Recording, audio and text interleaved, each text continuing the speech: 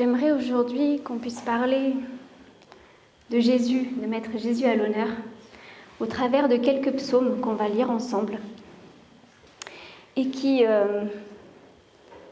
finalement reprennent l'histoire de Jésus, de sa venue sur terre, jusqu'à la gloire et à son retour. Et on pourrait ouvrir nos Bibles maintenant dans le psaume 21. Et on va commencer ce chemin, en fait, à la venue de Jésus sur terre, alors qu'il a quitté justement la gloire du ciel pour venir à la rencontre de son peuple, qu'il attendait finalement, parce que les Juifs étaient dans l'attente de ce Messie, du roi qui allait venir, du descendant de David. Et c'est David justement qui écrit ces 4 psaumes. Et il commence au verset, donc le verset 1, c'est le psaume de David, c'est important justement que c'est David qui cite ce psaume, qu'il écrit. Et verset 2, « Éternel, le roi se réjouit de ta force. Combien ton salut le remplit d'allégresse. Tu lui as donné ce que désirait son cœur et tu n'as pas refusé ce que souhaitaient ses lèvres. Car tu viens au-devant de lui avec des bénédictions excellentes et tu mets sur sa tête une couronne d'or pur. » David ne fait pas référence à lui-même dans ce psaume. Il s'agit d'un grand roi. Il s'agit déjà de Jésus. Il annonce déjà Jésus. On va voir que ces 4 psaumes, il s'agit de 4 psaumes messianiques, c'est-à-dire qui annoncent, qui parlent de Jésus avant même sa venue, parce que David a vécu à peu près 1000 ans avant que Jésus naisse. Et on va voir avec quelle précision il parle de la venue de Jésus. Et là, on voit, il dit « Éternel, le roi se réjouit de ta force, et combien ton salut le remplit d'allégresse. » Pourquoi ? Parce que c'est la force de Dieu. Il dit que on voit dans l'Épître aux Colossiens que c'est par la puissance de son esprit que Dieu a ressuscité Christ d'entre les morts. Et pourquoi Jésus peut se réjouir de son salut ? Parce que certes, Dieu l'a ressuscité et il ne l'a pas laissé dans les ténèbres, mais non, il a associé avec son salut le salut de tous ceux qui croient en lui. Et ça, c'est la joie de Jésus. Et tu lui as donné ce que désirait son cœur. Tu n'as pas refusé ce que souhaitaient ses lèvres. Que désirait Jésus ? Avant toute chose. Ouais, le salut de l'humanité. Exact. Et il souhaitait aussi que Dieu soit glorifié au travers de son œuvre. Et finalement, on peut voir qu'alors qu'il était dans le jardin de Gethsémani et qu'il a crié à Dieu, il a dit « Éloigne de moi cette coupe ». Est-ce qu'il a reçu une réponse à ce moment-là ? Non, pas de réponse. Mais Dieu a répondu au désir de son cœur de lui donner des frères, c'est ce qu'on a chanté juste avant, de pourvoir au salut de l'humanité. Et en récompense, qu'est-ce qu'il reçoit ? Une bénédiction excellente et une couronne d'or pur. Parce qu'après sa résurrection, il nous est dit que Jésus a été glorifié. On peut voir ça dans Hébreux 2, verset 9. Il a été couronné de gloire et d'honneur. Alors, autant on voit déjà qu'on commence par le fait que Dieu annonce que Jésus est le roi. Quand Jésus est venu sur terre, qui l'a reconnu comme le roi en premier ? Les mages d'Orient qui sont venus et qui ont dit « Mais où est le roi des Juifs ?» Et il y a aussi Zacharie. Après, il est arrivé à Jérusalem. Et là, il y a toutes les foules qui l'ont acclamé, qui ont répandu des branches de palmier pour l'accueillir à Jérusalem comme le roi tant attendu. Fils de David, Hosanna ! Ils criaient ensemble. Et puis finalement, quelques temps après, qu'est-ce qu'ils ont fait ? Ils l'ont rejeté. Ils ont planifié même du mal contre lui. C'est ce qu'on peut voir au verset 11 de ce psaume 21. Verset 12 selon les traductions. Ils ont projeté du mal contre toi, ils ont imaginé de mauvais desseins. Mais ils seront impuissants. Pourquoi ils seront impuissants ? Parce que Jésus ne va pas rester dans les liens de la mort, mais il va en ressortir. Et au verset 14, « Lève-toi, Éternel, avec ta force. C'est ressort d'entre les morts et nous voulons chanter et psalmodier en l'honneur de ta puissance. Donc on voit ce psaume en fait qui nous parle de cette venue de Jésus qui a été qui était censé être accueilli comme roi puis finalement qui a été rejeté, mais qui sera quand même glorifié. Et si je fais le parallèle avec le Nouveau Testament, parce que là il annonce la venue de Jésus, et Jésus, à un moment donné, quand il voit ces foules, et il dit mais que c'est des foules qui n'ont point de berger. Et qu'est-ce qu'il va leur dire ? On voit ça au verset 9 de Jean 10. Il dit « Je suis la porte des brebis. Si quelqu'un entre par moi, il sera sauvé. Il entrera et sortira et trouvera des pâturages. » En fait, il annonce à ces brebis qui n'ont pas de berger qu'il est enfin le bon berger, tant attendu, parce qu'il dit qu'il y en a d'autres qui sont venus, des voleurs, des mercenaires, des brigands, mais ils ne sont pas rentrés par la porte. Mais le portier, lui, a ouvert la porte à Jésus. Et Jésus peut dire « Moi, je suis entré par la porte dans la bergerie, le seul. » Donc, il est celui qui était attendu. Et donc ce psaume, on peut dire qu'il présente Jésus comme étant la porte des brebis, celui par qui on peut entrer pour être sauvé. C'est le psaume qui annonce Jésus comme roi et cette porte pour tous. Et on peut continuer au psaume 22. Donc après être venu à Jérusalem, on va dire sur le mont Sion où il a été reconnu comme roi, il va aller sur le mont Golgotha, où là, il va expérimenter les souffrances de la croix. Et David commence par les paroles mêmes que Jésus a prononcées. « Mon Dieu, pourquoi m'as-tu abandonné ?» Et c'était pendant ces 3 heures sombres, ténèbres, totale sur la terre, où Jésus a porté le poids de toutes nos fautes, de toutes nos injustices, de tout notre péché, du péché de toutes les générations sur lui. Et c'est pour ça que Dieu a dû l'abandonner. Il ne pouvait pas rester en communion, en relation avec le péché. Et on peut voir verset 4-6, donc c'est tout le psaume qui nous parle de la croix. Nos pères se sont confiés en toi, ils se sont confiés, tu les as délivrés, ils ont crié vers toi, ils ont été sauvés. Ils se sont confiés en toi, ils n'ont point été confus. Mais moi, je suis un ver, et non point un homme. L'opprobre des hommes, le méprisé du peuple. J'ai envie de dire, le ver, c'est ce qu'il y a de plus... ça fait partie des animaux qu'on n'aime pas bien, qui sont peut-être répugnants et sur lesquels on peut marcher sans aucune difficulté. Et c'est ce que Jésus a vécu, en fait. On a craché sur lui, on l'a fouetté, on l'a torturé, sans aucune gêne, j'ai envie de dire. Même peut-être avec certains se sont réjouis de ça, d'avoir l'impression d'avoir gagné. Il a vécu la plus grande humiliation, alors qu'en fait c'était notre humiliation. C'était nous qui aurions dû vivre ça, c'est nous qui aurions dû crier « Mais mon Dieu, pourquoi m'as-tu abandonné ?» Parce qu'avec le poids de notre péché, il n'y avait qu'une seule solution, c'était de nous abandonner. Il ne peut pas nous faire entrer dans la gloire du ciel. Et pour autant, c'est Jésus qui a accepté de subir ça. Et David parle avec une grande précision de cet opprobre, de ce mépris qu'il a enduré en silence. Et un peu plus loin, versets 16-17, ils ont percé mes mains et mes pieds. Alors nous, on sait que Jésus a été cloué, on connaît la crucifixion. Mais à l'époque de David, la crucifixion n'existait pas.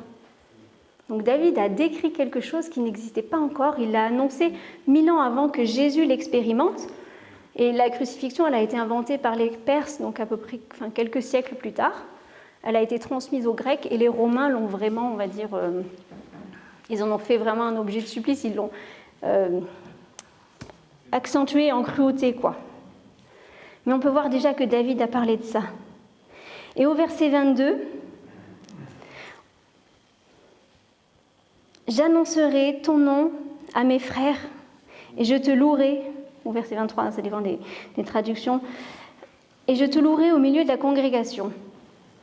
Alors, on voit, on a commencé au début du psaume où Jésus est seul, abandonné, et là on voit qu'on est déjà dans la glorification de Jésus après la croix, où il peut se réjouir avec ses frères et sœurs et le louer au milieu de la congrégation. Alors, il y a deux choses qui sont intéressantes. La première, c'est avec mes frères, on voit qu'après la croix, une fois que Jésus est ressuscité, il a dit à Marie, « Va vers mes frères et dis-leur, je monte vers mon Père et votre Père, vers mon Dieu et votre Dieu. » Et dans Hébreux 2, au verset 12, il dit que donc Jésus n'a pas eu honte de les appeler frères, et il cite justement ce passage du psaume lorsqu'il a dit « Au milieu de l'assemblée, je chanterai tes louanges ».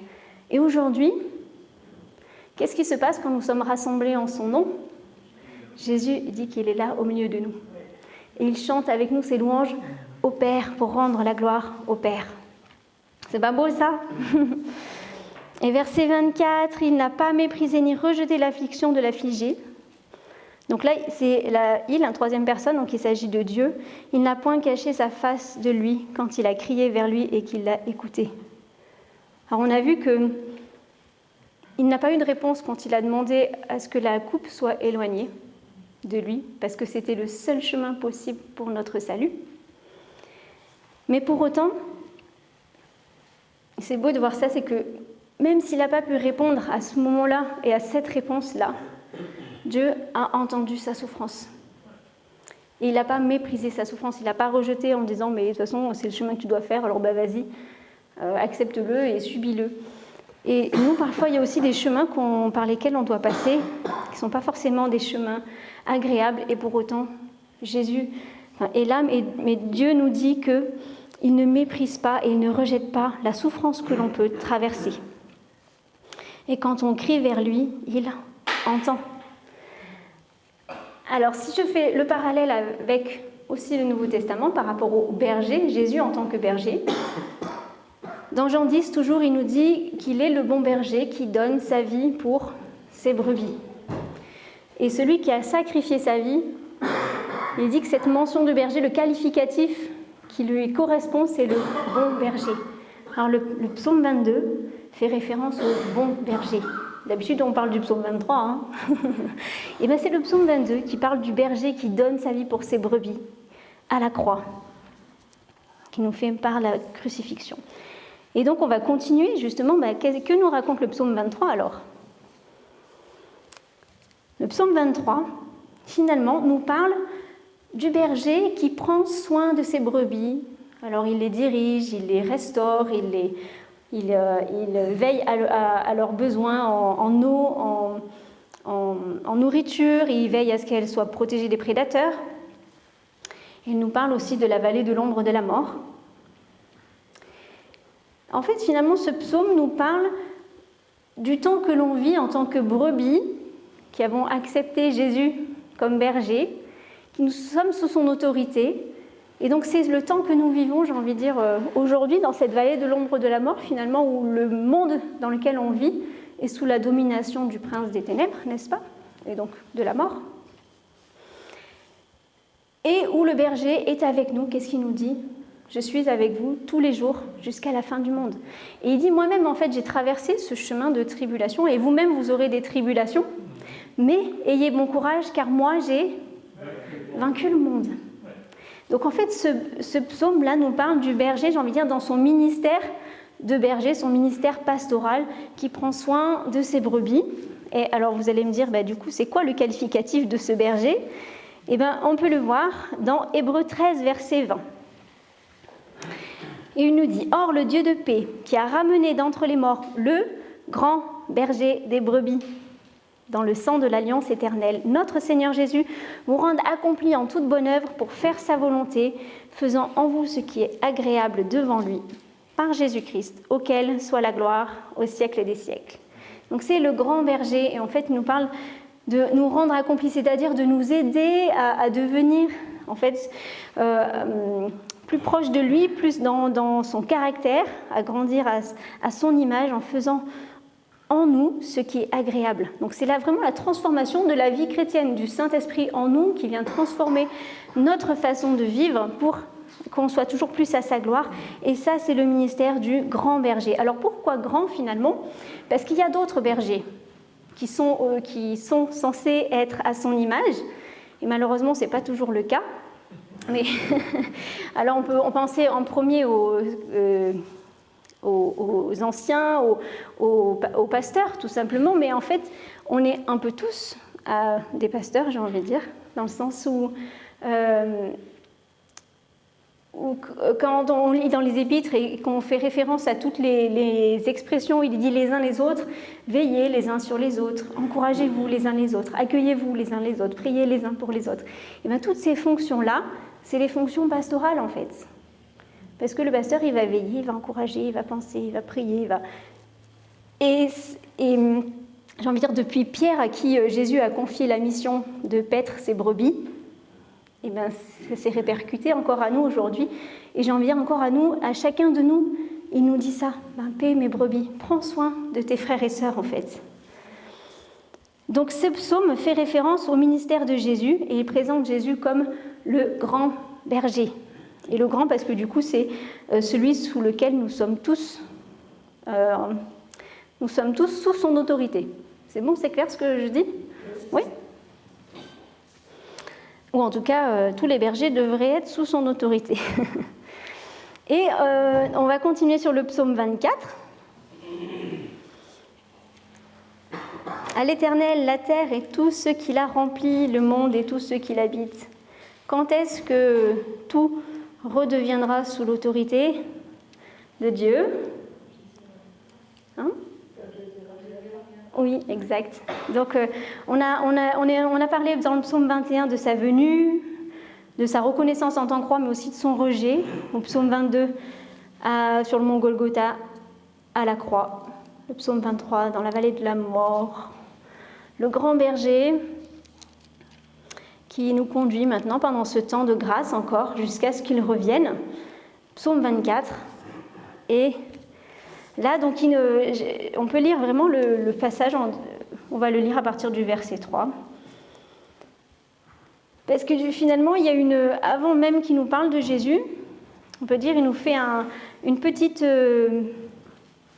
fenêtre sur le salut. Qui montera à la montagne de l'Éternel ? Qui s'élèvera jusqu'à son saint lieu ? Celui qui a les mains innocentes et le cœur pur, celui qui ne livre pas son âme aux choses vaines et qui ne jure pas pour tromper. Il obtiendra la bénédiction de l'Éternel, la justice du Dieu de son salut. Telle est la génération de ceux qui le recherchent et de ceux qui cherchent la face de Jacob. Alors on a vu qu'en fait, il n'y a pas d'autre moyen que d'expérimenter les bénédictions du grand berger dans la vallée de l'ombre de la mort qu'on traverse en ce moment. Le seul moyen, c'est de reconnaître déjà l'autorité du berger qui a été à la croix, qui a donné sa vie pour ses brebis. Et en fait, là, il fait ce rappel-là, finalement. Si on n'est pas passé par le sang de la croix, celui qui a les mains innocentes et le cœur pur, eh bien, il ne pourra pas monter à la montagne de l'Éternel. Parce que sur quelle montagne va revenir Jésus ? Ouais. Sur le mont des Oliviers. Exact. Et après, de là, il va régner sur toute la terre. Mais du coup, venir à la montagne de l'Éternel, c'est vraiment venir le rencontrer à lui et dans l'intimité avec lui. Et ça, c'est possible que si on passe par la croix, d'abord par le mont Golgotha. Et verset 7, « Porte, élevez vos linteaux, élevez-vous, portails éternels, que le roi de gloire fasse son entrée. » Qui est ce roi de gloire ? Je vous pose la question. Alors, l'Éternel, fort et puissant, exact. Il s'agit de Jésus, le roi qui va venir en gloire pour régner pendant 1000 ans sur la terre. L'Éternel fort, le héros de la guerre. Porte, élevez vos linteaux et élevez-vous, portails éternels, que le roi de gloire fasse son entrée. C'est répété encore une fois. Et de quoi nous parlent les portes et les portails ? La première chose, si on prend sur le plan littéral, On a parlé que Jésus est venu, en fait, il a annoncé être la porte pour ses brebis, les brebis d'Israël qui attendaient ce berger qui allait venir. Et la plupart des brebis, l'ont rejeté, n'ont pas accepté de rentrer dans la bergerie, mais il y en a certaines qui ont accepté. Il dit qu'il les a appelées chacune d'elles par leur nom. Et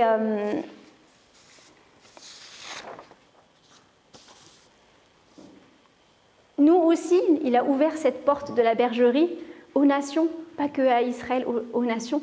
Et aujourd'hui, en forme avec tous ceux qui l'ont accepté et qui l'ont reconnu comme roi et comme berger, il forme son troupeau qui est l'Église. Alors, les portes nous parlent d'une certaine façon de tous les écrits prophétiques qui ont été annoncés concernant Jésus afin qu'on puisse le reconnaître. Alors principalement, on va dire avant tout les Juifs en premier lieu, mais aussi nous, parce que nous, on peut comprendre qu'il était ce roi annoncé parce qu'on a les écrits et le Saint-Esprit nous éclaire. Et on peut dire oui, effectivement, c'est bien lui.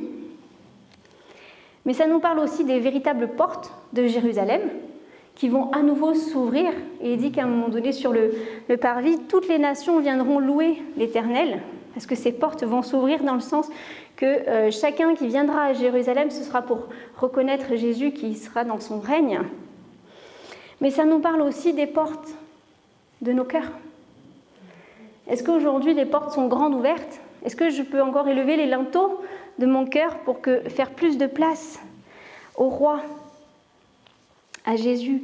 Mais c'est aussi se préparer dans le sens de se préparer à son retour, finalement. Se préparer au fait qu'il va venir nous chercher, qu'il va venir régner.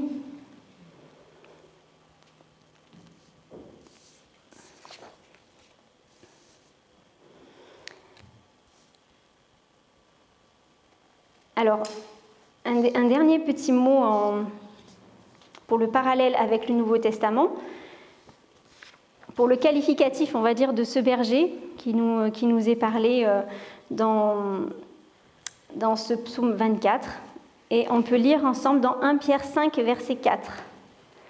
Donc on a vu le psaume 22 qui présente Jésus, alors psaume 21, pardon, qui présente Jésus comme... qu'est-ce que j'ai dit tout à l'heure, pardon.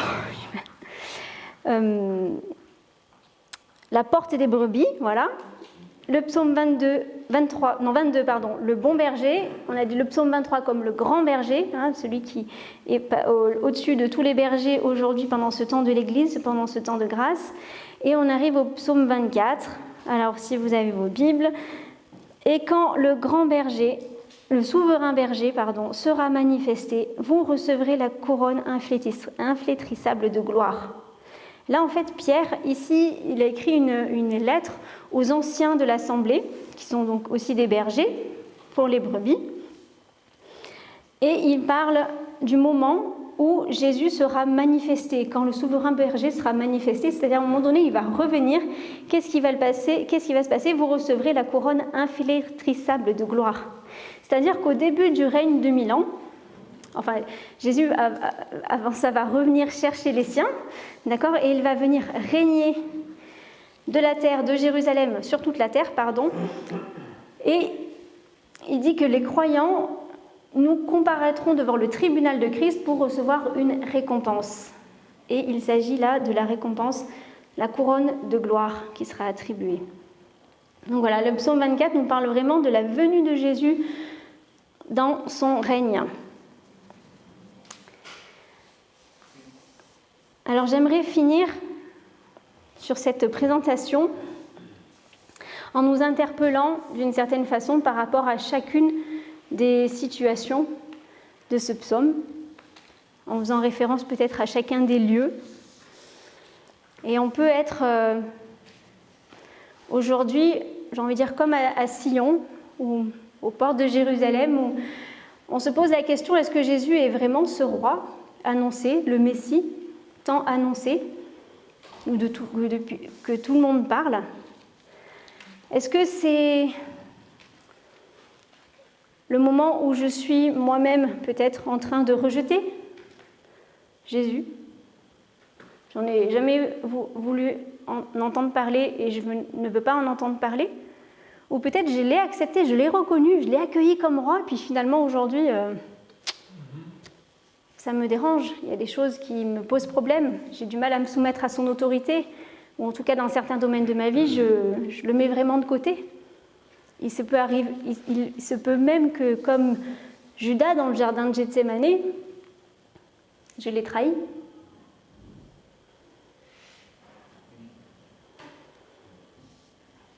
Et j'ai besoin de revenir à lui, ou de venir à lui.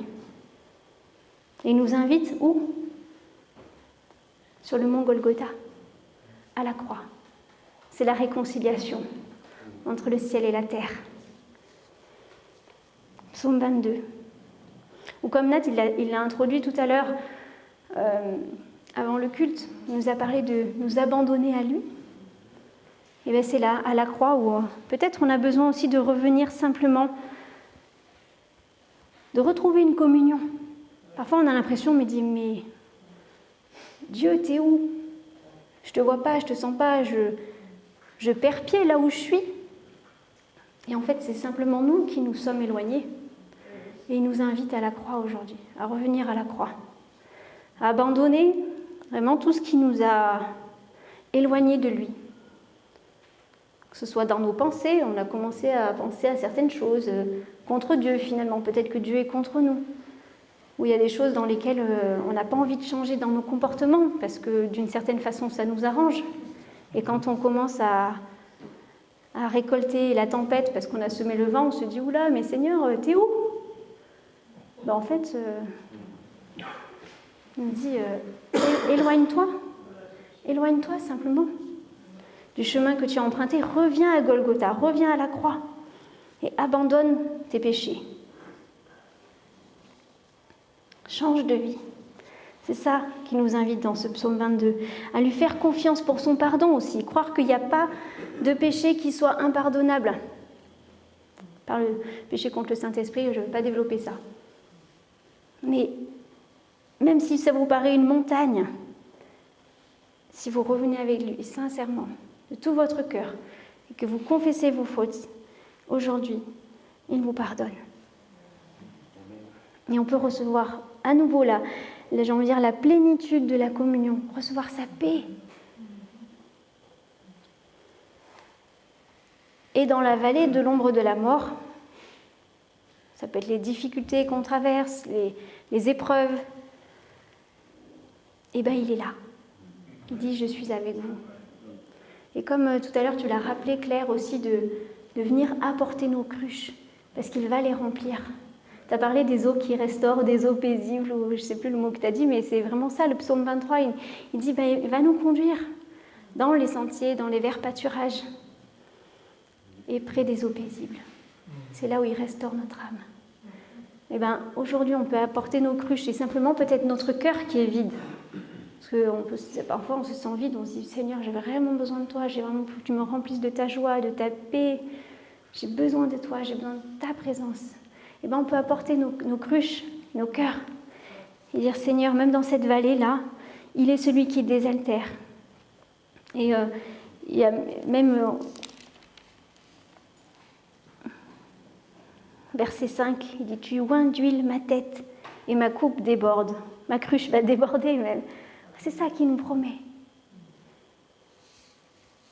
Donc là, si on a besoin de lui faire confiance dans cette vallée, Seigneur, voilà, tu es ce grand berger vers qui je me tourne encore aujourd'hui. Je viens à toi. Et encore sur le mont des Oliviers, dans l'attente de son retour,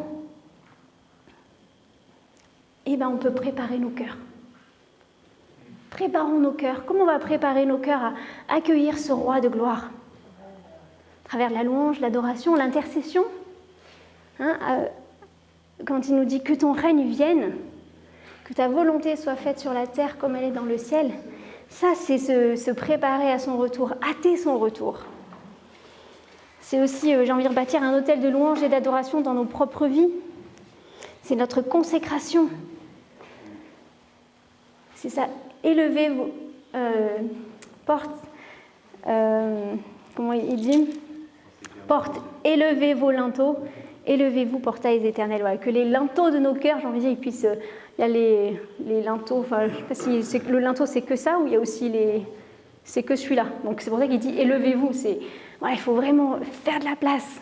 Il est grand, le roi de gloire. Faisons-lui de la place dans nos cœurs. Amen.